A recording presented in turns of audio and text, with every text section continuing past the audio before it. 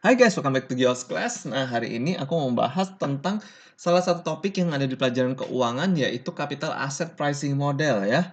Nah, ini kita banyak bahas tentang saham ya. Jadi ini salah satu topik tentang valuasi saham ya, yaitu capital asset pricing model. Nah, mungkin kalian yang pernah investasi saham, kalian pernah mendengar istilah capital asset pricing model ya. Apa sebenarnya capital asset pricing model? Nah, sebenarnya capital asset pricing model itu adalah sebuah model ya yang menjelaskan hubungan antara imbal hasil ya atau return dari sebuah saham ya, sebuah saham dan return dari sebuah saham dan risiko pasar ya. Jadi ini menjelaskan hubungan antara return dari saham dengan risiko pasar ya. Apa hubungannya antara return dari saham dan risiko pasar ya? Nah, nanti kita akan bahas lebih lanjut ya. Nah, kemarin aku udah banyak membahas ya tentang di dalam investasi saham itu ada dua jenis resiko ya, yaitu yang bisa didiversifikasi dan yang tidak bisa didiversifikasi ya. Nah, di dalam capital asset pricing model ini kita menggunakan yang namanya beta ya, kita kenal dengan lambang seperti ini. Nah, itu adalah resiko yang tidak bisa didiversifikasi ya, atau ini adalah kita sebutnya resiko pasar. Ma Bahasa Inggrisnya adalah market related risk atau systematic risk ya, resiko sistematis ya, atau risiko pasar. Nah, diukur dengan menggunakan beta. Nah, sebenarnya beta ini kalau kita matematikan, kita buat logikanya dalam matematisnya itu beta ini adalah rata-rata perubahan ya. Rata-rata perubahan delta. Delta ini adalah perubahan rata-rata perubahan pada return saham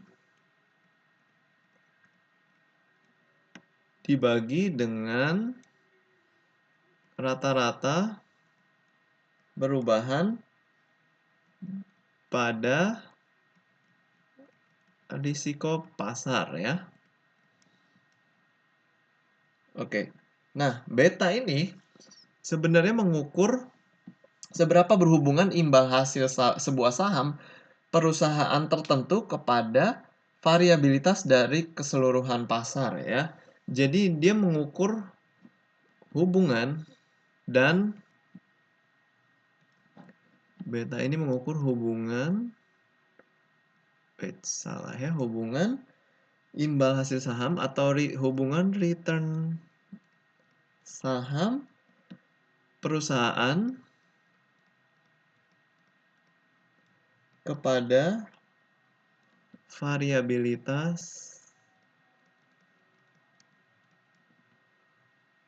dari keseluruhan pasar. Oh, bahasanya bingung ya. Nah, coba akan aku jelaskan lebih lanjut ya. Nah, jadi gampang ngomongnya seperti ini. Nah, beta itu biasanya angkanya itu adalah kalau beta untuk market ya.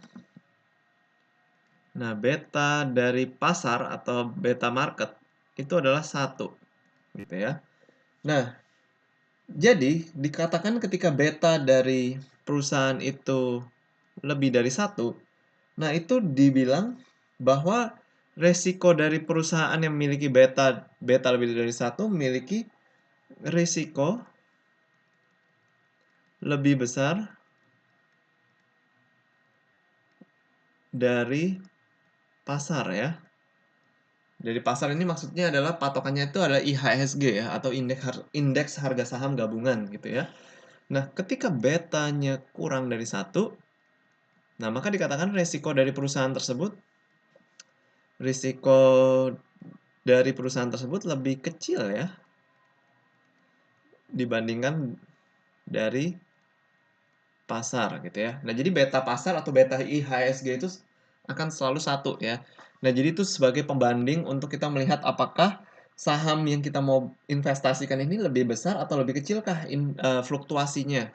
Nah, maksudnya fluktuasi itu apa? Aku udah jelaskan kemarin ya di video aku yang tentang resiko dan imbal hasil ya, bahwa fluktuasi itu adalah naik turunnya harga saham gitu ya. Jadi saham itu harganya naik turun. Nah, semakin dia naik turunnya semakin tinggi, itu maka fluktuasinya makin besar. Ya, pasti betanya juga makin besar gitu ya.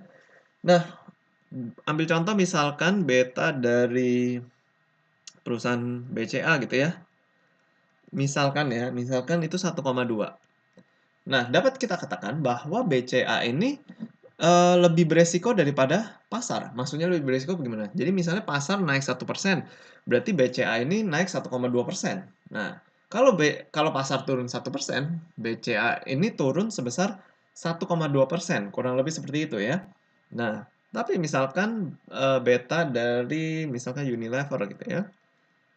Misalkan Unilever betanya 0,8. Nah, itu berarti ketika pasar naik 1%, berarti Unilever hanya naik sebesar 0,8%. Nah, ketika pasar turun 1%, Unilever turun sebesar 0,8%. Nah, dapat dikatakan BCA ini lebih lebih bervariabilitas atau lebih beresiko dibandingkan Unilever. Ketika BCA naik 1,2%, Unilever hanya naik 0,8%. Jadi BCA bisa lebih untung. Tapi kalau misalkan BCA misalkan turun 1,2%, Unilever hanya turun 0,8%. Jadi BCA lebih beresiko tapi memberikan eh, return atau imbal hasil yang lebih tinggi ya dibandingkan Unilever gitu. Nah, ketika kita mendapatkan beta seperti ini, kita bisa memasukkannya ke dalam capital asset pricing model rumusnya ya. Nah, rumusnya itu adalah expected return ya. Expected return dari saham I misalkan gitu ya. Nah, ini terus kita pakai sama dengan RF ya. Nanti akan aku jelaskan satu-satu ya. Beta I buka kurung expected return dari market ya dikurangin RF.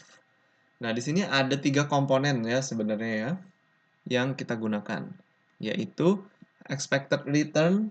Nah, di sini ERI ini adalah expected return ya. Expected return atau imbal hasil yang diinginkan ya. Imbal hasil yang diinginkan dari saham I, dari perusahaan saham I gitu. Nah, lalu RF ini adalah risk free rate.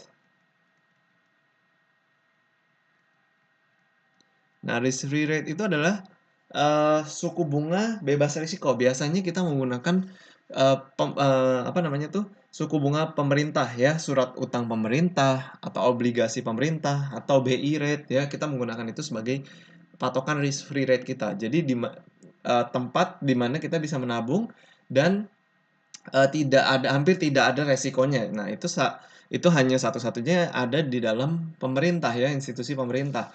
Jadi nggak ada yang lain karena yang lain itu pasti beresiko ya. Nah, risk free rate ini hanya kita gunakan ya tadi yang aku bilang ya, eh, surat hutang pemerintah. Nah, lalu beta ini B, B, BI adalah beta dari perusahaan I ya. Beta dari saham I. Nah, IRM ini adalah expected return dari market portfolio. Jadi, imbal hasil yang diinginkan yang diekspektasi dari portfolio pasar ya. Nah, dalam hal ini biasa kita gunakan IHSG ya, indeks harga saham gabungan. Oke. Nah, expected return market dikurangi dengan risk free rate kita kenal dengan istilah market risk premium ya.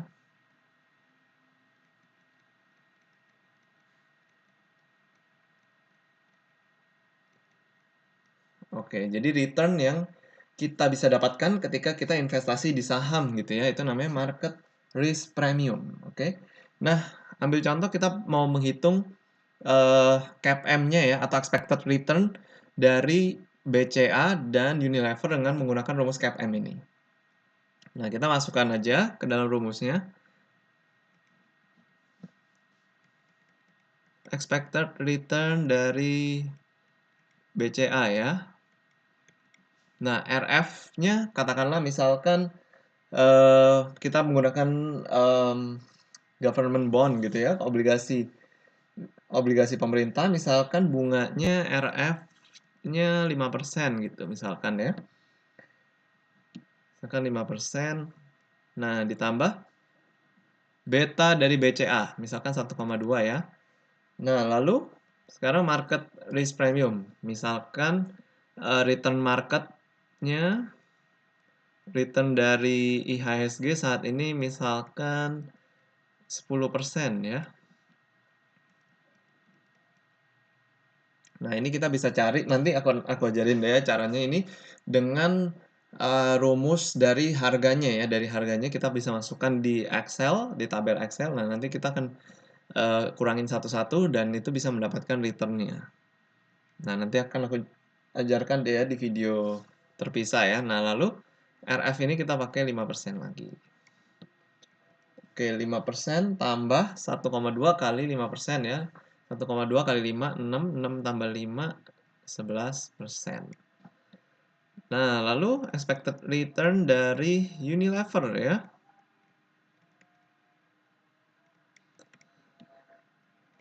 5% tambah 0,8, 10 kurangin 5 juga. Nah, lihat di sini ya, ini semuanya sama. Jadi yang ini sama ya, ini sama ini sama juga, ini sama ini sama. Yang membedakan cuman betanya aja gitu. Nah, kalau kita masukkan, nah Unilever return-nya adalah 9%. Nah, jadi dari betanya aja, dari resikonya, kita bisa lihat bahwa semakin besar betanya, semakin tinggi betanya, yang berarti semakin besar resikonya juga, berarti semakin besar return dari saham perusahaan tersebut gitu ya. Nah, makanya ada yang mengatakan high risk, high return. Nah, maksudnya seperti itu. Jadi, ketika resiko dari perusahaan tersebut semakin tinggi, maka return dari perusahaan tersebut ketika kita investasi di perusahaan tersebut pasti juga akan semakin tinggi. Nah, seperti inilah cara kita mencari expected return dari sebuah saham ya dengan menggunakan CAPM ya, Capital Asset Pricing Model. Nah, kita pakai ini buat apa sih sebenarnya? Nah, biasanya kita gunakan ini untuk menghitung yang namanya WACC ya atau Weighted Average Cost of Capital. Nah, ini nanti digabung ya. Jadi biasanya ada cost of debt di sini. Nah, tapi untuk yang expected return dari saham ini itu adalah kita gunakan untuk cost of equity ya. Nah, jadi untuk cost of equity di bagian WACC kita bisa menggunakan CAPM ini gitu ya untuk menghitung ininya expected return dari saham tersebut. Oke. Nah, sepertinya itu aja sih yang mau aku jelaskan tentang capital asset pricing model. Kalau kalian masih ada pertanyaan, kalian boleh tulis di kolom komentar ya. Thank you guys for watching this video. See you again in the next video.